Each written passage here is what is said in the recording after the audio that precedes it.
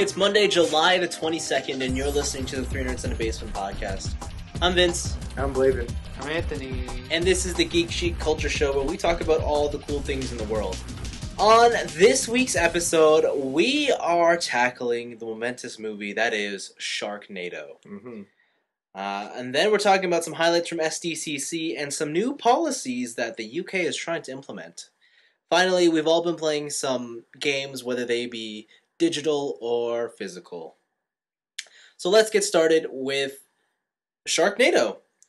Premise is, there's a storm in the Pacific Ocean, and it lifts up marine life, specifically sharks, Only sharks. Only sharks. onto the mainland of California. I think Southern California, to be specific. Oh, what? And that's it. That is the entire premise of the film. Sharks are raining down. Literally. It's Raining literally down. raining sharks. And there's tornadoes. Yes. There's, of course, a band of people we follow. An all-star cast. Yeah, of course. Centers around a retired pro surfer and his family troubles. And it's quite enjoyable. So, Anthony, seeing as how you were very reactive to this film, what'd you think of Sharknado? It's really bad. And I know it's trying to be bad, but it's just still really bad. That's it. I don't want to even talk about it anymore. You're done. It's so bad. Is it as good or as bad as Ava? Ava? Yo, Ava is like Emmy award winning in comparison to this shit. Yo, give that motherfucker some Golden Globes. Like, I don't know, whatever. I love how you're giving out TV. Yeah, whatever. Give it Grammys, give it all the Music. awards. Give it a Tony. It's Oscars? Yeah, it's an Oscar/Academy. Yeah, give it a Tony. I don't care. Like, Ava is solid gold in compared to this steaming pile. So you Holy liked it? Shit. You liked it. No! It's terrible. What did you not like about it specifically? I mean, like... Yeah, like, cause It knowing... So, Asylum is known for making these goofy-ass movies. Who's Asylum? That's the production company. Okay. They've made stuff like... It was like that movie where it's a crocodile mixed with a octopus. Yeah, I think I remember that one. And like I think that two-headed shark movie was also by them. Right. And they just make these like they made one movie and it was like Sharktopus or Oh, man. like Croc the Shark or something. That sounds awesome. Yeah, and it just hit. Like Sci-Fi Channel kids just ate that shit up, and so they're like, "Well, you better keep making more of these." And like, just because the people know the movie's bad, still doesn't make it not bad. Like it's still a waste of my time. Like it's still terrible, and it might be even worse because they're just like I could just see the director just sitting in his chair and being like, "Ah, whatever, just fucking your motivation is whatever you feel like, go." And then I was like, "We got it, first take, whatever." I didn't even see it. I was looking at my iPhone, put it in the movie. Like, it's so terrible, and I don't know. I like bad things. I'll fully admit that, but this wasn't even so bad. It's good. It's just bad. It's bad. I don't know what. Yo, you want to see it's bad some more? I think that you really enjoyed it, actually, and you just don't want to admit it. No, it's I think really if bad. if it were an anime, you would have loved it. You know what? Maybe because there would have been some like stylized fucking like sword attacks. If it took place in Tokyo, you would have loved it. Maybe, who knows? Maybe I'm just super racist against American movies. Okay, Blaven, did you like Sharknado? I actually really enjoyed this movie. Oh, The movie had a lot of drama. it did. It had strong acting. Oh yes. And the computer graphics were just next level, really. I don't think there's any... Put Pacific Rim to shame. I know. I don't think that any other movie out there, any Hollywood movie, even comes close to this CG in this movie. I'm being honest with you.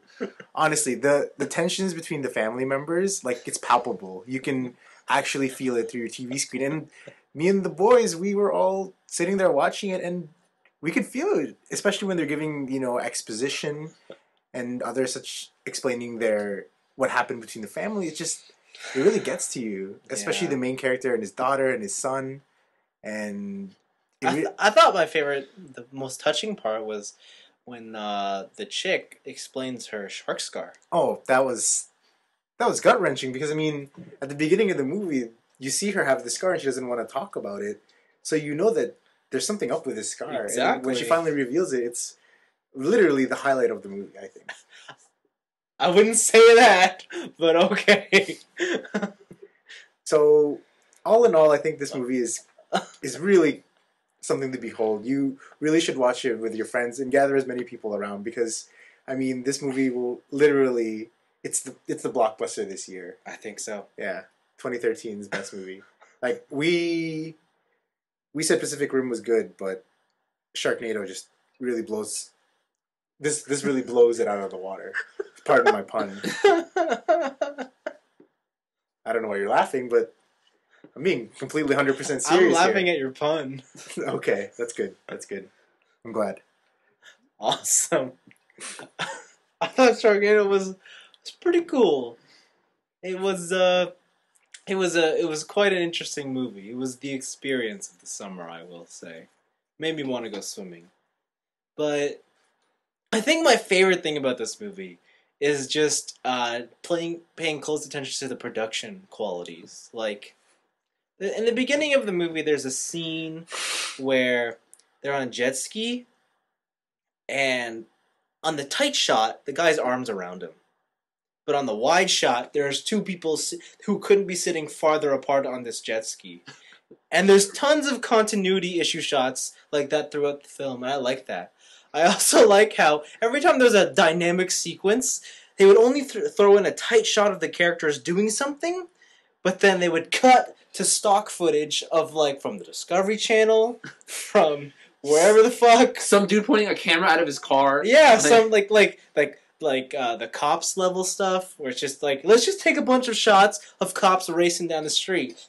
And the weather change is different. The white balance is off. And it's like, this could be a whole different movie. But they just sprinkle in these extra shots, and I like that. I thought it was creative. Lazy, but creative. It's like, they had limited resources, but they worked with what they had. And I like that. And you can't blame them. Yeah. You know? It's like Anthony once said, right? You know, limited resources creates... breeds creativity. There we go. Limitations breed creativity. See? It's perfect. And then, I will say, you know what, the first half of this movie is kind of like, whatever. Especially that opening scene, because it's like, what the fuck did this whole, like, pirate negotiation shit have to do with anything? Nothing. Exactly. Literally nothing. Nothing. But the second half of this movie is... phenomenal. Amazing. It just becomes...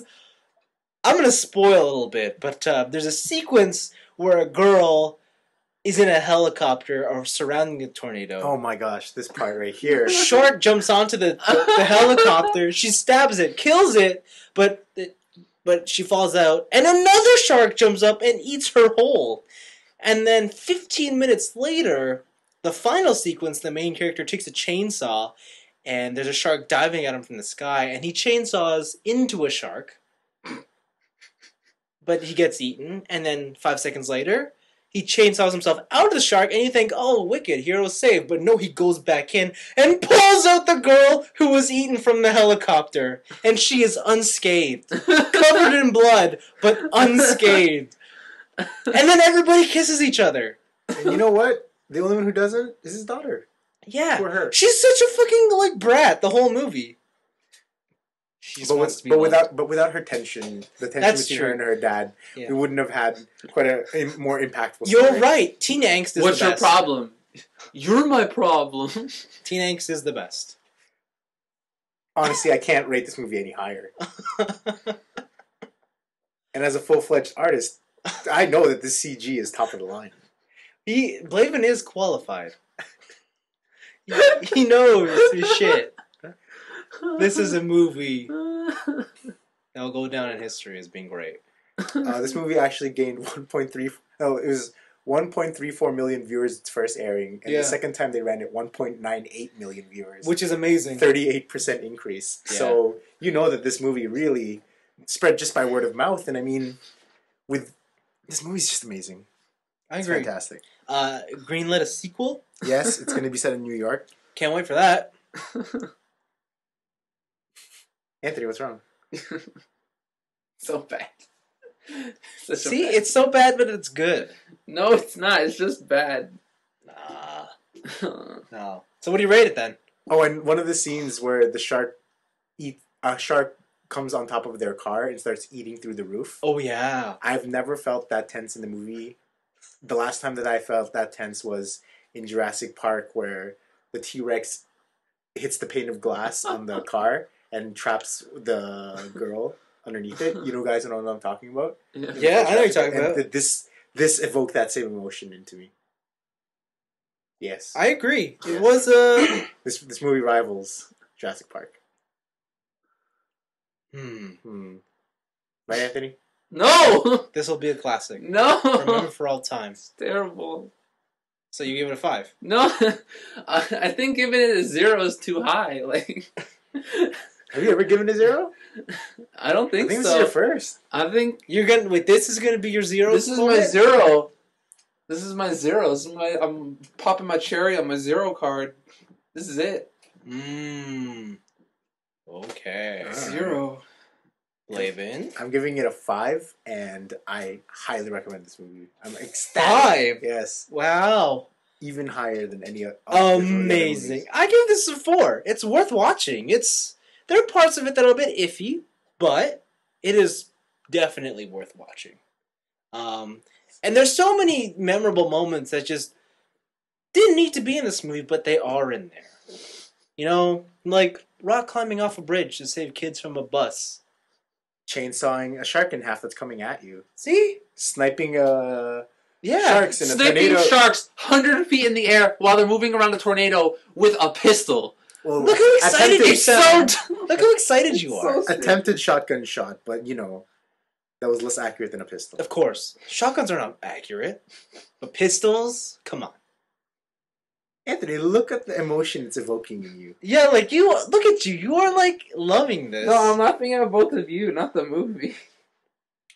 Alright then. Sharknado. Can't wait for the sequel. Can't wait either. Let's move into our picks of the week. Okay, so for our picks of the week, Anthony, you want to kick this one off?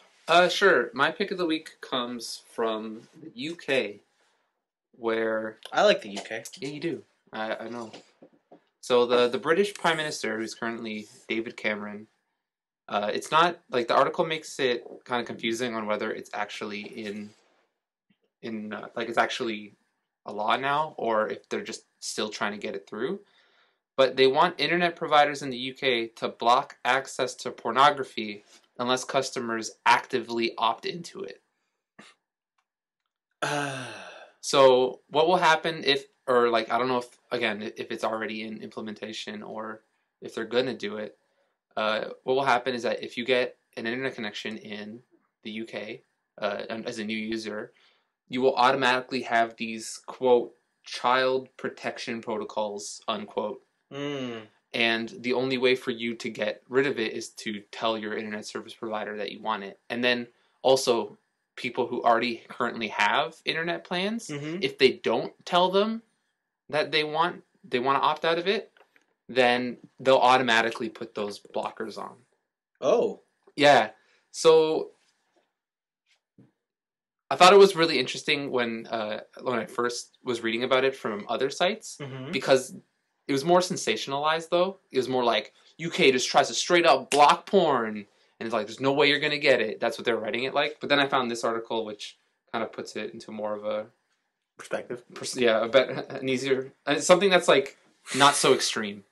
So, but it's still kind of crazy that they're just going to straight up put these filters on these kind of adult things. Well, I mean, in other countries, Facebook is blocked.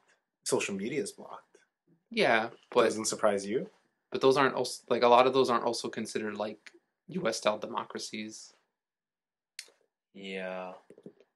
Also, like, there are already tons of... what is it? Like, all routers come with... Like, you can tell your router to be like, don't let anybody search for a keyword. Oh, because the world wants to do that. It's super easy. It's not even like the No, hardest. it's not. It is. You go to an option and you type in a word. Who? And you press You know save. what? Go talk to someone. See if they've ever had to go See, into that's their the router. thing. That's the thing, though. There you go. It's that not easy. Most Not people easy. don't even do it. It's not easy. Yeah, I thought it was kind of crazy. Yeah, I don't. Anybody else got anything to weigh on it? Other than I'm I think it's kind of crazy. I'm not going to touch it. Whatever. I mean, I don't think they can they legally just do that. No, it must be like a bill in procession right now. Okay. Like, I don't think this has happened. Yeah, yet. because like the title on the headline on the picture, it says it's already done, but in the article it's like they're trying to. So I'm not sure which side they're on. Yeah. All right. Yeah. Because Maybe they've just drafted it and haven't actually. pretty much. Yeah. The bill Maybe. is in the process of Yeah. being passed or trying to be passed. Right. It's a democracy. There's no way they can Yeah. just throw that out there. That was kind of nuts. Yeah. That was Can you my imagine pick. the awkwardness in the room? Well, what I want to know is does it just block sites, or like could I just still torrent content? Because because that's not filtered. It's not like there's an ID tag on that stuff, is there? I see. It just says that they're gonna block access to pornography. It doesn't really get any more specific than that, and it says that they're gonna have like some sort of blacklist. So there's not a lot of detail here. Like I could assume that it's like Yeah. I could assume it's like I said like a router thing where it's just like these keywords are banned unless you opt in. That's Yeah. insane. I would just get my porn renamed. I love You how outlaw porn. Only outlaws will have porn. I love how you are already trying to find a way around it. I need and to. you didn't even. I It's need not to. even in our country. You just need to, right? You got to be prepared. That's Zombie the best apocalypse. thing. He can find a way around here and then ship it over there, and he's not breaking no laws. Yeah. He doesn't live there. So when I upload porn, I will just rename it like I don't know, Sesame Street and Friends. Teletubbies. Yeah, Oh my gosh. 2013. Ooh, yo, you hear there's a new season of Teletubbies? Wink, wink. Yeah. Whoa, hello. Yeah. Sorry. All right, pornography. Well, Yeah. cool. Pornography. Okay, cool. Hey, it's out there. Those words. Awesome. Great. Okay, so the big thing that happened this week was SDCC, San Diego Comic-Con.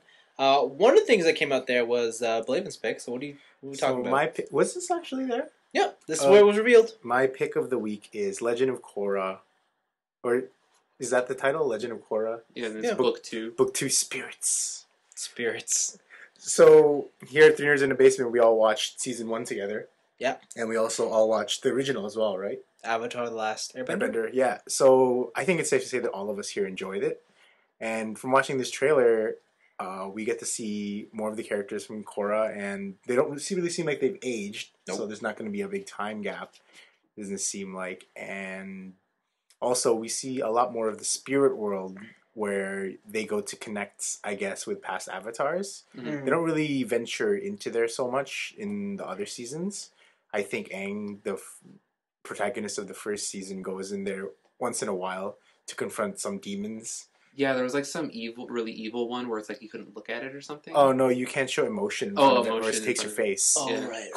That one was messed up. And then there was the other. Did Korra go in there? I can't remember if she did. I think she did. Oh, I can't remember. But yeah, so looking at this trailer, we see Korra fighting monsters.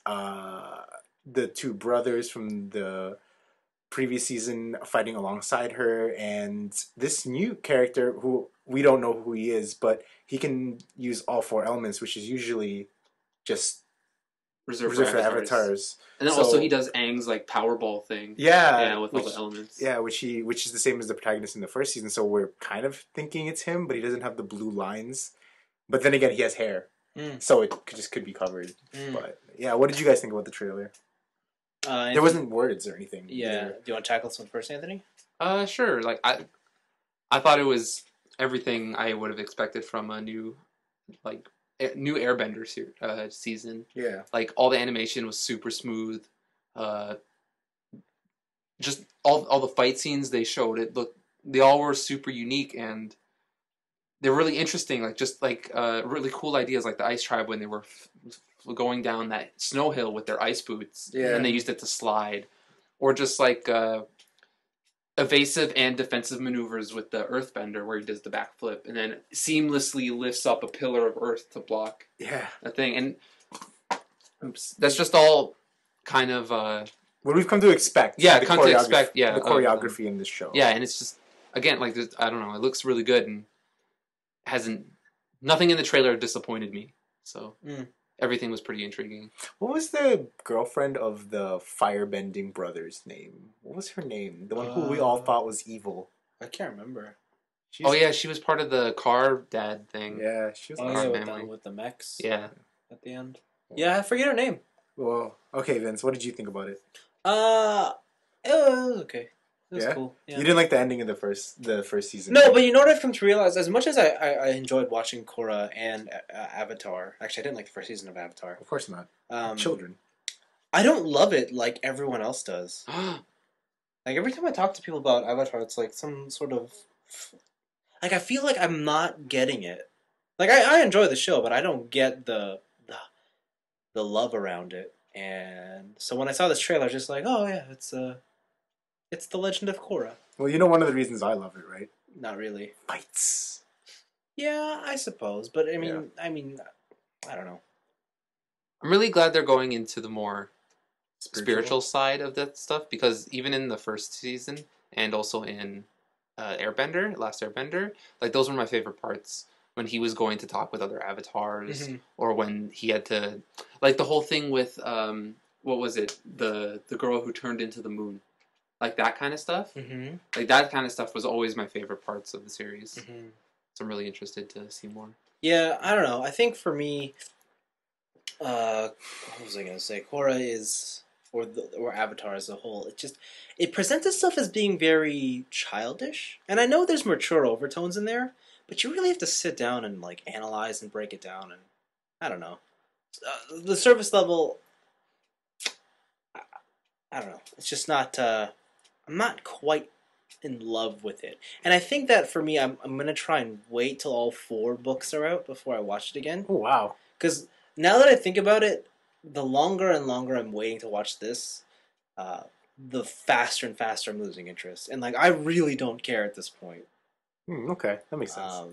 But I know that, like, and it I think when I start watching again, like, say this September, by the time that season ends, it's going to be like, well, that was cool, but then it's going to be another wait and whatever. Right. So, yeah. I just don't love it enough to need to watch it immediately. Mm-hmm. But I'm sure it'll be great. Yeah. Awesome. Any other words you have on that? No, that's it for me. Okay. Sure, pick Vince. I have just a couple things that I want to mention from San Diego Comic-Con that I thought were cool. So I'll start off with the toy section stuff. Power Rangers. Oh boy. They showed off a couple cool things. So a couple weeks ago I told you guys I bought the Legacy Megazord and I would keep it boxed up and whatnot. Because I kind of knew it was in there. But they announced that they're going to have the Legacy Dragonzord. And I'm like, does it combine with the Legacy Megazord? Yes, it does. Is it made of metal? Yes, it is. Okay. I'm opening this Megazord up. And so I did that. But the Dragonzord, I can't wait for. It's probably going to be small, a little thinner, probably not quite more functional. But as long as it combines and it gives me the Dragon Megazord, I'll be happy. They also announced that they're going to throw in, re-release the Dragon Dagger. Really? Yeah. Really, Vince? So, that's cool. You're going to get there? Probably not. I'm not into roleplay toys. I was going to say. But that's cool for everybody who never got one as a kid. And then for the SH Figure Art stuff, they showed off all the original Power Rangers. And the one that everybody wanted to know what they were going to do with was the Yellow Ranger. Because we all know the Yellow Ranger was played by a dude. Realsies? Like in Japan, I mean? Yeah, in Japan. Yeah, and even in Mighty Morphin, all the Power Ranger suits, the yellow was a male's body. Oh yeah, because it was the Japanese footage, right? It was a male's body, but we always thought of it as Trini. So everyone wanted to know, are they just going to make it a male guy? Or will they go against the grain and make it a female figure? And they've said, we're going to make both. Oh, okay. Oh, interesting. Yeah, so Japan, I think from the current speculation, it's Japan will get the male, because it'll have the Zoo Ranger branding, where he was a male. And over here in America, the Mighty Morphin Power Ranger stuff will be a female body.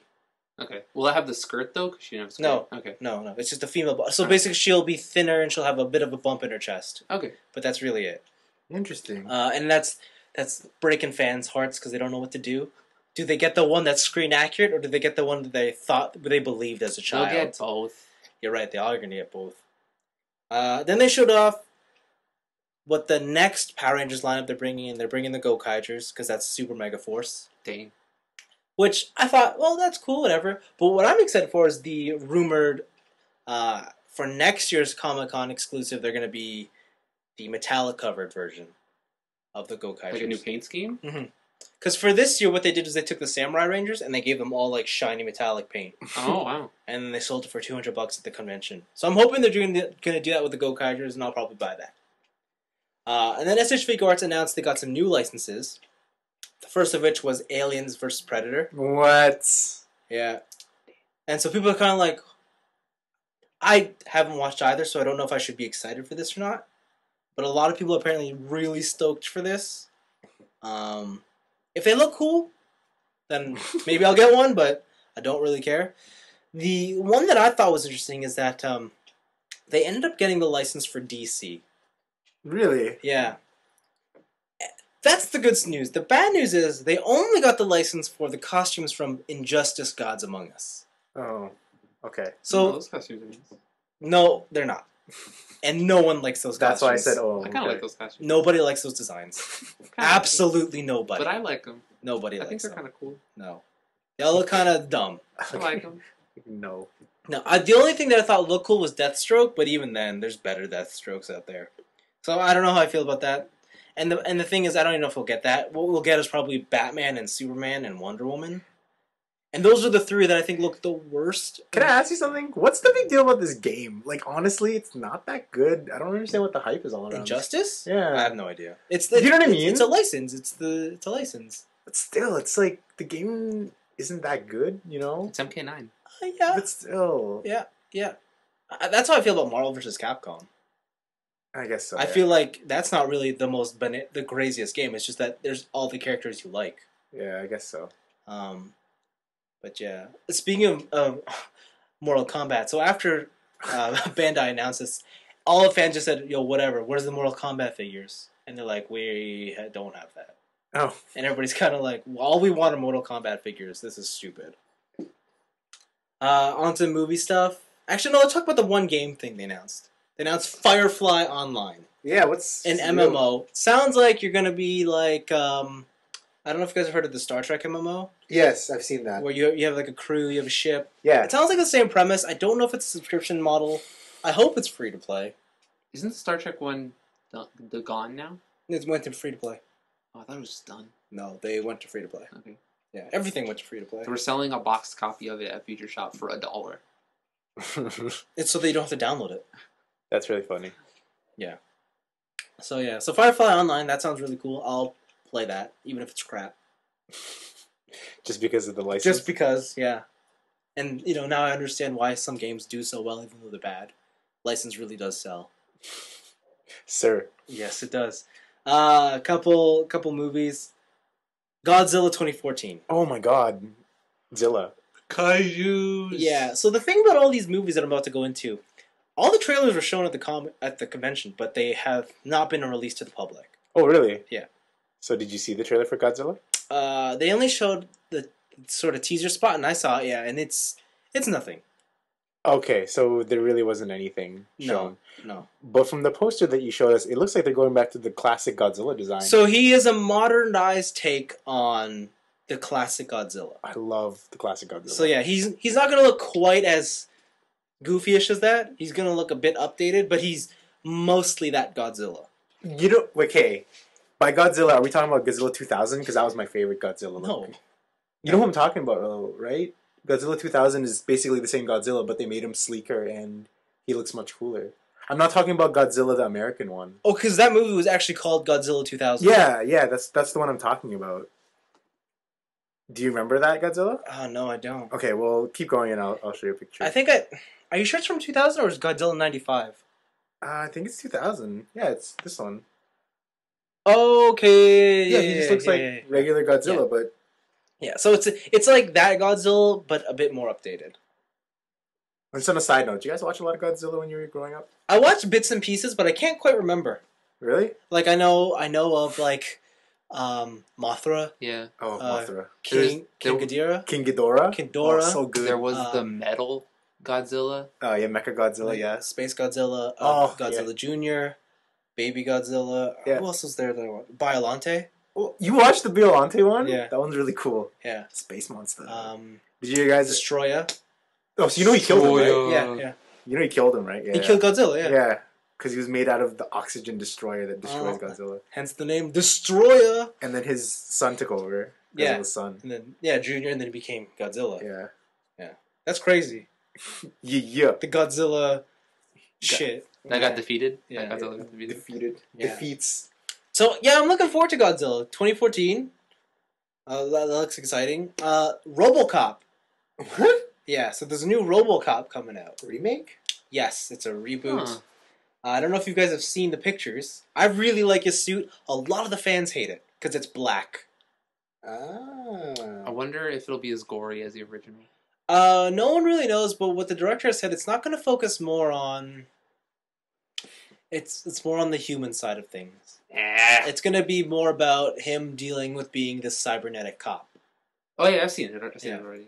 So, I don't know what that means for people, but I'm excited. He has a cool looking motorcycle, so I'm in. You're all about cool motorcycle. Yeah, and it matches him. When he sits on it, it looks like he's part of the motorcycle. It's cool. What else did they show off? They had X-Men Days of Future Past. I don't really want to talk about the movie, but they did show off something that would show up in the movie, and they showed off Sentinels, Ooh. and they look really cool. Cool. Yeah. Didn't they have Sentinels in the older movies? I don't think so. No. They didn't. No, No, What they am I didn't. thinking? No. Oh. Oh, in the cartoon they had Sentinels. Yes. Oh, yeah. Yes. Okay. Yes. Do you guys know the premise for Days of Futures Past? Yes, Is I it House do. of M? No. You know this movie's premise? Oh, this one? Yeah. I only know the original where it's in the future and everybody's being hunted. Okay, so What's the premise of this Get Oh, is that ready. the one with the billboard, The yeah. billboard, and they're all X'd out. Okay. yeah, get ready. one? Oh, God, here we go. Kitty Pryde, aka Ellen Page, aka Shadowcat. AKA Spider-Man's girlfriend. No, it's not. It's a different movie. No, she you know she can phase in and out of things. Yeah. So her phasing ability morphs into time travel ability. Okay. So What? she takes our Australian favorite, Hugh Jackman, the Wolverine. Yeah. Sends him to the past, where he meets up with the First Class team. And there, they do something. I can't remember. But it turns out Kitty Pryde is dying because of her phasing ability. So they have to get from the past to the future to save her life. Why would she zip him? I have no idea. What? Yeah. After X-Men 2, that whole franchise kind of went to shit. So no one really knows what's going on. But there you go. Days of Future Past. Is it follow the comic or no? I have no idea. Okay. I have no idea. Okay. I'd love to tell you, but I have no idea. Then they have Guardians of the Galaxy. Mm-hmm. And did you know that Digimon Honsu is in the movie? That's who? He is starts with R or something. Okay. Can't remember. Keep going. Do you guys know The Walking Dead? Daryl's brother Merle. Yeah. He's in the movie. What? Yes, he's Yondu, this blue guy with red on him. You guys already know the rest of the cast. What's her? Do you know who Nebula is? Yeah. So she's played by Karen Gillan from Doctor Who. Oh, the redhead? Yeah, only she shaved all her hair off to play the role. Really? Yeah, She could have just used the cat. no, she wanted to be legit. Dedication. She was dedicated. But yeah, I didn't realize this movie was directed by James Gunn. Who's that? Exactly. Who is that? What? No, that Who name is sounds that? super familiar. He filmed a movie called Super. Oh, that movie. I like that movie. He also filmed a movie called Slither. I like that movie too. Yeah. But so far, he's kind of had, like, no recognition. He's only been, like, in the... I would put him in the same level as Joss Whedon. Like, he has, like, a hardcore fan base who really loves him. Okay. But he's not really out there yet. And Joss Whedon was the same way until Avengers, right? And everyone's like, "Oh my god, you're the best." Exactly. So, that's what's gonna happen. Speaking of which, at the Marvel TV show panel for Agents of S.H.I.E.L.D. Yeah. The entire cast was revealed, and they're all young, good-looking people. Of course. Like, super good. Apart from, like, Agent Coulson, they're all super young, super good-looking people. Saying Agent Coulson's not good looking? I mean, no. Wow, that's harsh. Oh my god. That's harsh. But they're all hot people. So, that movie looks great. So it's the 90210 of superheroes. Pretty much. And the best part is they revealed, like, the people behind the scenes, like the production cat, like the writers and the producers. And it turns out it's just Joss Whedon's team who did, like, Dollhouse and don't say Dr. Dollhouse. Horrible. Okay. Dr. Horrible. Like, basically his entire backlog of stuff. Wow. So it turns out it's just going to be another Joss Whedon show. So I'm pretty excited. But the big thing that really took over the convention was the announcement of Avengers 2. I saw this. Age of Ultron. Right. Right. So do you guys have anything you want to say about this? All I know of Ultron is that there was a shot of him in a chair with a sweet sword, and there's a bunch of Avengers stuff around him. That was for this movie? No. No, it was like in the comic. They haven't showed anything about the movie. All they showed is the title. Okay, so does that mean they're bringing in Hank Pym, Ant-Man, who created Ultron? Do you reckon Nope. he's just going to be there? Hmm? Do you reckon he's just going to be there? Who? Ultron? Because he was created by Ant-Man, right? Yeah. So they're going to have a new origin story. Oh, wow. I'm hedging my bets. Dun, Tony Stark makes Ultron. Oh, man. You reckon fans are going to be because in uproar? at 3 he's like, I don't want to be in the suit anymore. Or Pardon? whatever. You think people are going to be in an uproar about that? I don't know. Yes. I think it's going to be either... I think people will be on the fence. At this point... Yeah. That one. At this point, everybody loved the Avengers. And I mean... Are you really going to deny the guy who gave you Avengers, like, listen, you're doing it wrong? I think he's proved that he can do what he wants and it'll be okay. Yeah. I think that what's his face? Ultron is actually a rogue version of Jarvis. That would be an interesting twist. Yeah, and then of course the question is Vision going to be in? And he hasn't really commented on that yet. Oh my gosh. So no Hank Pym. Really, Tony Stark is the only one who could create Ultron at this point. Right. The other thing, though, is it could be something that links to Guardians. That's where his origin could come from instead. But no one. Yeah. But no one can really make a connection there quite yet. So basically, these next few movies are going to set up for Ultron. Or Guardians. Okay. It really depends. I mean, no one really is too sure on what it is yet. But hey, I mean, it looks... I'm excited. Yeah, me too. Like, that sounds great. Wasn't there also an announcement of The World's Finest? There's a whole bunch of other announcements that I failed to pick out. Oh, sorry. It was World's Finest Batman and Superman. They're going to have a crossover? Yes, there's a Batman-Superman movie. Not Justice League. Batman, Superman. And if you're wondering, it is not Nolan's Dark Knight. They're going to recast Batman, and it's going to be helmed by, again, Zack Snyder. Super fights. So, I understand the Superman side of things, but what the fuck is Batman going to do? Well, you know that they're a part of a duo, right? The Yeah, World's I know. Finest. Yeah, they are like a big thing, but still. I just do not see a world in where Zack Snyder's Superman has an equivalent Batman. As in power level or character-wise? I don't know, like, we saw Man of Steel. They wrecked the city. I mean, what's Batman gonna do? He's gonna use that utility belt. Yeah, and then what? I don't know. Use it again. Like, the idea of a Batman and Superman movie sounds fantastic, and I'm hoping that it is awesome. But I will not be surprised if it is garbage. Okay. I read The World's Finest comics, and basically Batman does a lot of the thinking. Exactly. So what's he gonna do in this movie? Because Zack Snyder's just going to say, oh, he's not punching things. Yeah, and the thing is, Zack Snyder's Man of Steel is kind of loosely based on New 52, where Batman's the leader and Superman's kind of just the boy. The muscle. So if that's the case, then this movie really will be Batman's at home, issuing orders to Supes. He's Oracle for soups. Basically. Wow. Well, You can't say that for sure, but we'll see. Because I know, yeah. Because, I mean, Batman does have his moments where he does fight alongside Superman, and he tackles, other people who are I just hope above his power level. I just hope, maybe the movie will be split, like, half of it is spy level shit, and half of it's just fighting in space. Right. Like, Batman is just doing ground level stuff, and Superman's off in space. No, that happens. I mean, flying around the world to travel back in time. Because, I mean, for example, when they did Infinite Crisis, Batman was tackling nanobite robots while Superman was, galactic threats. Yeah, exactly. So, like, they could do something like that. That's cool, but, like, I think the appeal would be to see both of them on screen together. Right? Okay. That's what the mainstream wants, right? You want to see them stand side by side. You know that spinning scene in the Avengers where they all were together? Like that? Yeah. You want to see that. But you know that basically Superman can clean up before Batman can. Yes! Yeah, okay. Like, I want this movie. Like, the idea is so intriguing, but whatever.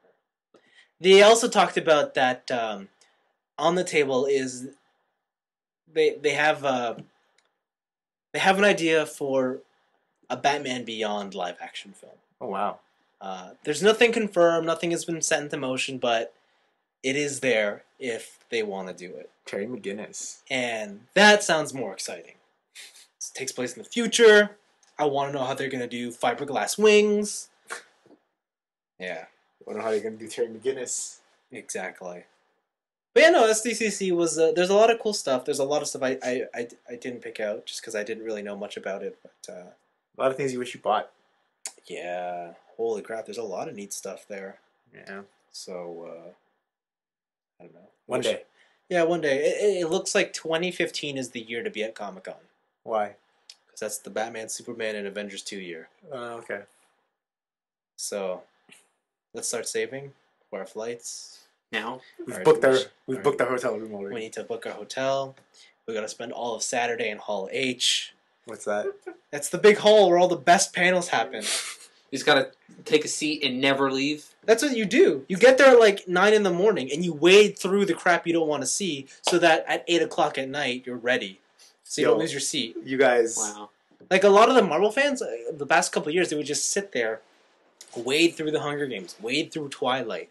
They'd go through all those panels just to get to the nighttime panels where it's like Kevin Smith, the Marvel panel, the DC panel. Wow. Yeah. So we're going to have to do that too. How are we gonna go pee? You don't. Too bad. You just don't. Can you like save my seat? Nope. It's taken. Hilarious. The minute you leave, you're not coming back. You're gonna strap a bottle to your leg. That's it. I'll just bring a catheter. Yeah. Nice. Yeah. They also had a whole bunch of cooler toy announcements, but I don't feel like they're really that relevant. So, yeah. Good There times. you go. Good times. There you go. San Diego Comic-Con. One day. One day. I can't wait till we get there. All right, let's move into our weeks.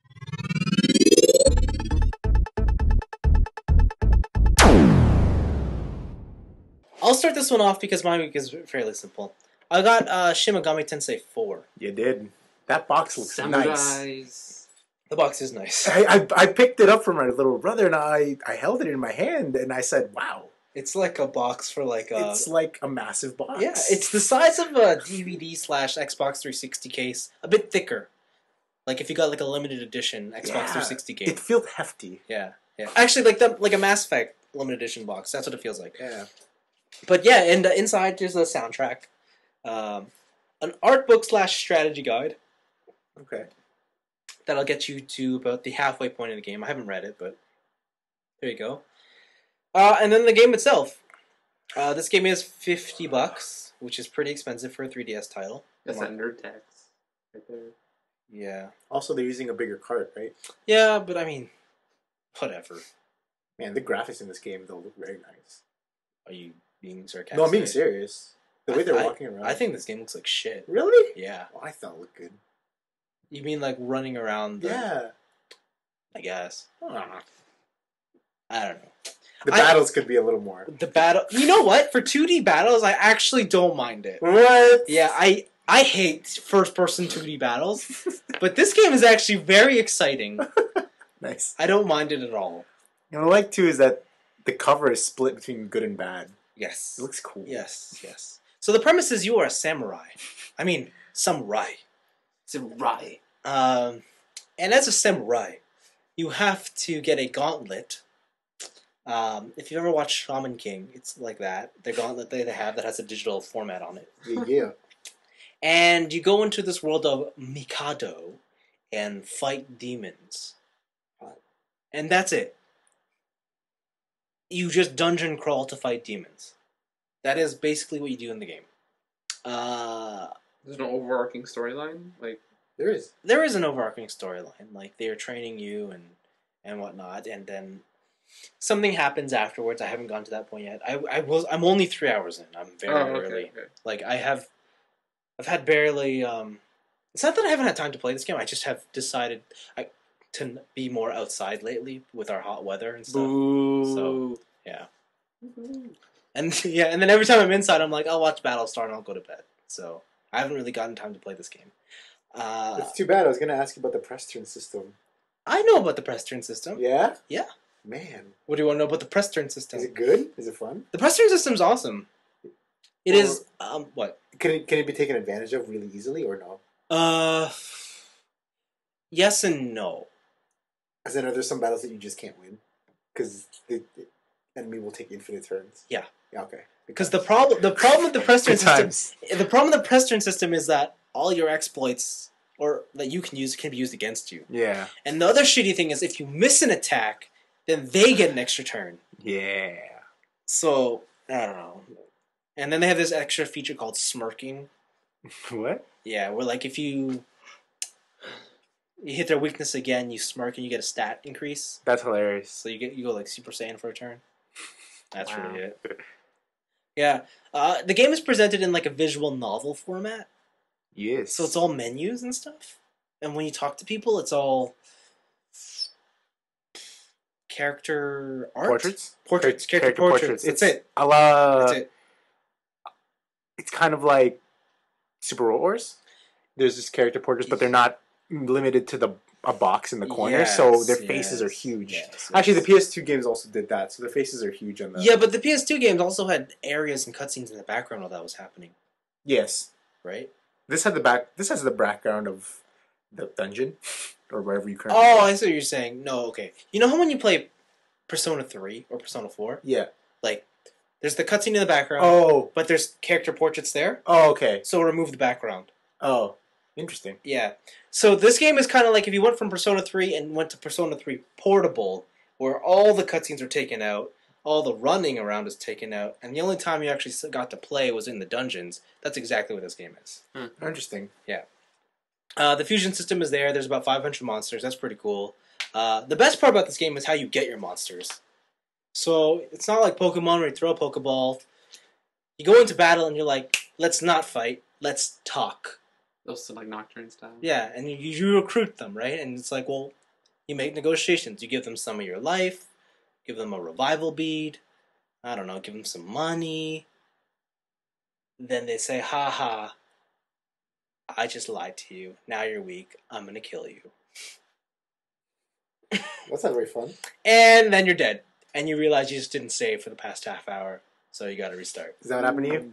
Yeah. Good times. This game was rough. You're not an SMT aficionado. I died 4 times in the tutorial. Wow. That's pretty rough, dude. Wow. In the tutorial, I died 4 times. Huh. I didn't think that was possible. Yeah. The best review I read for this game was actually on US Gamer. I like that site. And the tagline was, SMT4 is a brilliant RPG, but it is also a cutting representation of the current state of JRPGs. And that's exactly what this game is. I feel like that's a perfect way to describe it from what I've played. Like, the mechanics are all great. The menu system is where you're in and out quick, and battles are easy to understand. They're quick, they're fantastic, but the presentation is garbage. This is an ugly game to look at.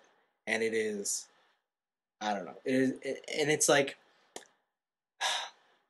you look back into the PS2 days, PS1 days, it's like, oh man, remember when people got excited for expansive cutscenes and overworlds and all that fun stuff? It's like this game has all that removed, and all you have left is the fundamental game mechanics. Sounds like a game for my little brother. Yeah. And I think that's why I haven't been urging to get back into it. Like, as much as I want to. There's so much substance, not enough style. Yeah, that's all it is. Like, I cannot deny that the game is fantastic to play, but after a while, you're just looking at, like, man, I kind of wish, like, when people were talking, like, there was stuff happening. Because even those character portraits, like, it's not... It's like one frame of animation is like the guy smirks, and that's it. Nice. Yeah, so... Yeah, it's cool. If you're looking for an RPG, I'm pretty sure this is probably one you want to pick up. If you're into hardcore dungeon crawlers. But if you want something a bit more, I guess the word would be mainstream or a little easier to get into, wait for Mario and Luigi. Dream World or something? Dream Team. Yeah, that's what it was. Dream Team. If not, Pokemon. I'm getting Pokemon. Of course. So there we go. But yeah, that's my week. Nothing really else to say. Would you like to follow, Blaven? Yes. My week is completely terrible because I've been sick and I've been at work. But yeah, I want a draft. That's it. I tweeted about it. Yes, you did!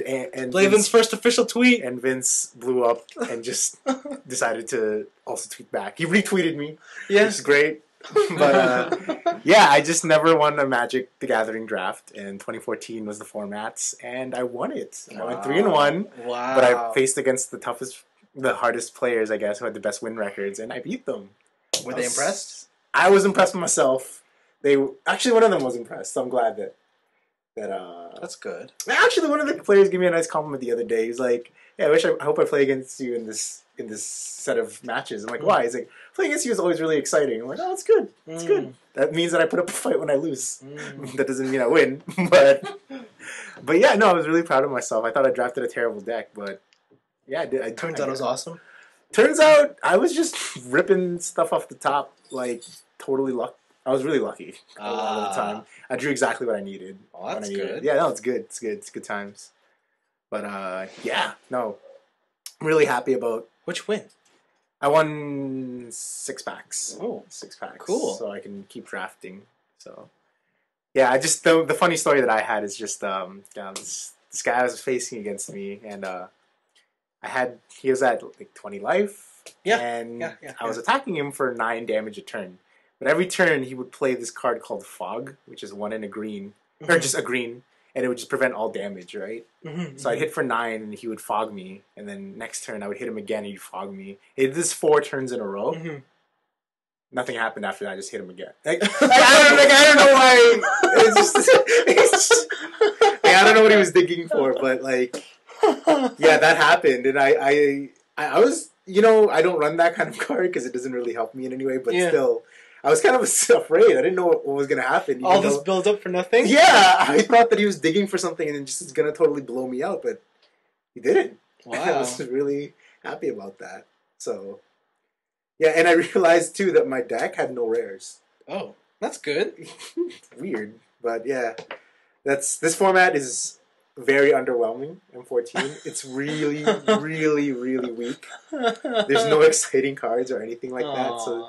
But the next set, which I saw, and I don't know if you guys saw the pictures of, is the Greek God set. I saw that. And it looks amazing! We've got one of the Planeswalkers is a knight. Her name is Elspeth. Yeah. And she was slaying hydras, and there's a different god for every color, I think. And one of the new Planeswalkers that's coming is from the comic series where he's the greatest thief in the multiverse. And he's apparently coming to Theros, which is the Roman land now, that what they're calling this Roman-themed land, where he's going to steal like precious artifacts. And yeah, there's hydras. There's going to be sub-themes for monsters too, because gods need monsters to fight. And there's heroes that are... They recently changed the legendary rule too, so that people can have the same legendary on either side of the field. So for example, if I had a legendary creature named Anthony and you had one too, Vince, they both blow up each other.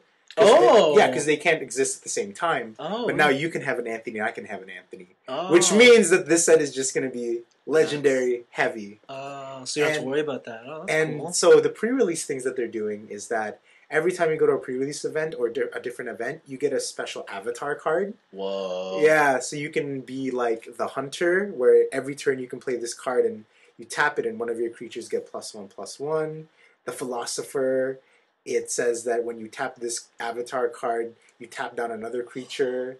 The protector, if when you tap down this card, you prevent X amount of damage. How do these avatar cards work? Do they just start on the field? I don't know. It's Oh, just okay. they just showed them off in San Diego Comic Con, Okay. and yeah, the set looks amazing. It just looks massive. Even the cards that I think that are going to be commons look amazing to look at, and it looks like there's going to be a lot of legendary lands as well, because Legendary lands. yeah, it's going to be insane. This set's going to be crazy. I can't wait. It's coming out in September, so Mm-hmm. I'm getting ready for that. I'm going to bank a lot of packs so that when it comes out, we can all draft together. It's going to be great. It's gonna be pretty sick. So there's gonna be 3 planeswalkers. Elspeth is one of them. The thief is another, and another unnamed one.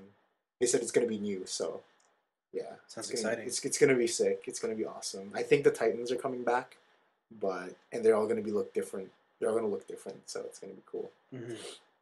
Yeah, that's me. That's me for the week. Cool, Anthony. Finish off the show. So I've been reading. Last week I read a comic. It's called Wolverine, Old Man Logan. Mhm. And it's an alternate universe thing, Blaven? Yeah, it's an alternate universe. It's an alternate universe story where it's set 50 years in the future, and supervillains have won, pretty much. Hey, that's a future I long for. And so superheroes are few and far between. Whenever there are they try to do anything, they usually get caught and like brutally murdered. Mm-hmm. And there's a bunch of different supervillains who own different parts of the United States. So for one, this guy called the President. They reveal who it is later. That'll be a spoiler if I say it. Okay. Owns one part. Kingpin owns another part. The Hulk actually owns a part of the states, and he's made like a bunch of like inbred Hulk babies. Okay. With him and She-Hulk? With She-Hulk. Oh. Because his explanation was the only way, or the only person who could keep up the pace was his first cousin, who was also a Hulk. Why doesn't he just do his Bruce? I don't know. Okay. They didn't say that. But yeah, and so what happens is that in Hulk's land, you have to pay taxes to live on the land. Mm-hmm. And Wolverine's new family lives on a farm, and he ran into a tough time where he couldn't pay the rent, and some of the Hulk kids came over, beat the shit out of him, and then what happens is that Hawkeye hears about this, and he's like, I need someone to help me with a job. And it's cool because Hawkeye's blind when he's really old, but he's still like super badass. He just like lost his vision and got super acute hearing. So whenever he fights, it's like, oh, he's over here because of footsteps, bop, bop, bop. And so is he Daredevil? pretty much, it's kind of nuts. Okay. It's really cool. But yeah, so the thing is, the job is to go with Hawkeye and deliver a package across the United States, like it's cross-country road trip. Do they know what this package is? Hawkeye knows what it is. Wolverine doesn't want to know what it is. Okay. And But as the reader, do you know what it is? No, you Okay. learn about it later on. Okay. But what the other big thing is that Wolverine has turned into a pacifist, and he has refused to unsheath his claws, pretty much. Okay. So like the holes where in his hands where they would normally come out, they're all healed over and like fine. And so he's like, they did something to me when the supervillains took over. This thing happened, and I'm not gonna fight anymore. Yeah. Right. And it's just the story of Hawkeye and Wolverine going and delivering this whole thing. It's really really good. It's not even that long. It's gory. Yeah, it's kind of. I guess I've been reading The Punisher too much to where it's like that's really gory. Mm-hmm. But this one has some gore scenes in it. A lot of blood. Mm-hmm. The back, like the last arc, like the back half of that, the back quarter of that gets really rough, and that's where it gets really gory. But there's a lot of cool things because it's alternate universe. They can play around with a lot of the heroes and like what happens. They could just make up cool shit and then not explain it because it's just like, oh, it happened. Yeah. And it was really good. It's a recommended read. The other thing I did is more Steam. I think I talked about a Steam sale was on Yeah, last week. and it ended today. Today, and I bought Rogue Legacy. Oh, that RPG where you keep dying. Yeah, it's a roguelike. Yeah. It's a roguelike JRPG, or not JRPG, just roguelike RPG type game. It's so what happens is that you're a king or a prince, pretty much, and there's this mysterious castle where every time the castle is like destroying the land, and you want to take over the castle so you can rid it of evil, and every time you go in it, it changes. Yeah. And it's like it plays into the story like it's a mysterious thing. Yeah. And the cool thing about this is that every time you roll a hero, every time you die, you don't get that person you just played back as. You go into the next generation of whatever your family line is. Yes. So, like, I don't know, I'll start off as a paladin, and if I'll go through the castle, and I'll die, right? Because you're kind of meant to die. You're not really prepared. But what happens is that you pick the next hero in the line, and you can pick like someone who's close to like a direct descendant. So like you'll maybe have the same class and like maybe some different skills, or you can go up or down, and it's like drastically different. And they all have different traits. Like some of them are like you have irritable bowel syndrome, so that's just more of a cosmetic thing where every time when you're moving around, you just fart all the time. Or there's other weird things like there's a one where you can't see in 3D. Yep. So even though it's a 2D game, what happens when like enemies turn around, they disappear from sight at a point. Like it's like it just flips a 2D model in 3D space and like stuff like that. Or like there's one where you're nearsighted or farsighted. So like stuff at the edges is really blurry, or stuff near you is really blurry. What else is there? Gigantism, dwarfism, and like there's all these just random elements that make your character really unique, and it's pretty cool. The other big thing about it is that every time you die and you roll the new character, you still have your gold from the last run, and you can use it to upgrade your castle, which are like more passive skills, and like you can unlock new classes and stuff. And then you can also buy new equipment, new magics, new just like enchantments too. Like you can enchant your armors to make you dash and stuff. But the thing is, every time you enter the castle, you lose all your gold. So you have to spend it all. So you have to spend it all. And then it really sucks when it's like, my next upgrade is like 500 gold, and that's the cheapest thing I can buy, but I have 480. Yeah. And it's like, oh, that gold, and you gotta go and you gotta give it away. Yeah. But there's a lot of, it seems like there's a lot of depth to it. Yeah. And I'm only, like level 15 so far, so it's like a good hour or two of play. But it's really fun. I haven't beat a boss yet because it's pretty hard. You say it's really fun, but all you've talked about is the gimmick, the main draw to this game of dying and picking over your new skills. So playing it's 2D platformer. Yeah, like the reason I say that is because all the reviews I've read is like, yeah, that is the big draw to it. Yeah, and like because the actual game is just whatever. The 2D platformer is very basic, and what makes it more than just a 2D platformer is the gimmicks, because the gimmicks play so heavily into the gameplay. So like I said, that gigantism thing, you can glitch out certain things, and or the dwarfism lets you get into other areas that you couldn't before. Yeah, and stuff like that. And yeah, the gimmicks are the main draw. Yeah. And I don't know, I thought it was fun. I thought it was really good. Okay. The last game I've been playing, I bought and beat Dust: An Elysian Tale. It came out originally on the 360 as a arcade game. Okay. Or was it an indie game? I forget. I don't know. But yeah, the thing here, if you ever played Muramasa for the Demon Blade for the Wii, it's pretty much like that. You're this guy Dust, and you wake up with amnesia, and you're like, "Who am I? Where am I?" And then a talking sword comes and says, "You're this dude. You're destined to save the world." Pretty much. Makes sense. Yeah, and so you go across these like really detailed 2D hand-drawn lands to defeat certain monsters, try to figure out who you are, and then you also get these powers along the way that upgrade you in battle. And again, if you've played Muramasa, it's a lot, almost exactly like that.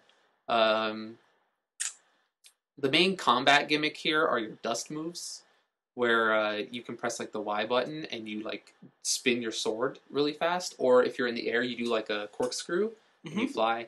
But you have this little character called Fidget who can shoot projectiles. And if you shoot the projectiles into your dust attack, it superpowers the projectiles. And so, like, a shot of, like, 3 fireballs will turn into, like, giant pillars of flame that fill a column of the screen. Or if you shoot these little light balls, they'll turn into a cloud of homing missiles that go towards the nearest enemy. Yes. Yeah, and it makes combat kind of nuts. And then later on, once you get really powered, it's just like, I'm just going to keep doing that the whole time and clear a screen. But yeah, it was really fun. It's like a Metroid style. Like, go through all the maps, find all these secrets, and yeah, you can tell it's made by a fan of video games because there are a lot of references in it. Every time you destroy a breakable wall, you get a mysterious wall chicken, which is like a reference to Castlevania. Yeah, how you would always get, like, for some reason, to be chicken in walls, and nobody ever figured out why. Or when you first meet the shopkeeper, they make a Resident Evil 4 reference to, like, you'll buy it at a high price type thing. There's a lot of stuff like that, and it adds a lot of cool characters to the game. There's some problems I had on the PC version where during actual cutscenes, not just like you said, like the Persona 4 style where there's the background and then the character portraits, but in actual animated cutscenes, the top half of the screen would be black, and then only the bottom half of the screen would show. And I don't know if that's a problem with because I'm playing it on a laptop or not. But that was really annoying. But other than that, it ran fine. There was a lot of cool secrets in the game. Like the way they made all the levels and the way they hid all the secrets, it made me want to go back to different lands and find them. Yeah, and it was just really cool. Neat. It was really good. And Cool. That's my week. Neat. That's also the end of the show. Yes. Before we go, I just want to say Persona 3 movie trailer is out. Spring of Rebirth. Go check that out. It doesn't work for me. Looks fantastic. Upgrade your Flash player. No, like, I'll click on the thing, and then the overlay window shows up, but then it's just white, and no media player appears. Upgrade Shockwave Flash. No, I did. Trail? It's the latest. I checked. Upgrade Shockwave Flash. Go to adobe.com. Maybe I'll just use Chrome instead of Firefox. Maybe I'll fix it. Well, Firefox is shit, so yeah. Firefox is the best. There's your problem. Don't use that Red Panda browser. It's not worth it. Red Pandas. Other than that, I think that's all we have to say. Yep. We'll see you next week. We don't know what we're doing next week, do we? No, we're doing that anime thing that Anthony wanted to do. Oh, okay. Daily Lives of High School Boys. There you go. That's what we were talking about next week. Mm-hmm. Also, if you're gonna make it to TFCon, I'll be there. Come by and say hi. We'll talk toys, and we'll have fun. Nice. Sweet. So that's the end of the show. What you gonna say? Later See ya. days. Bye.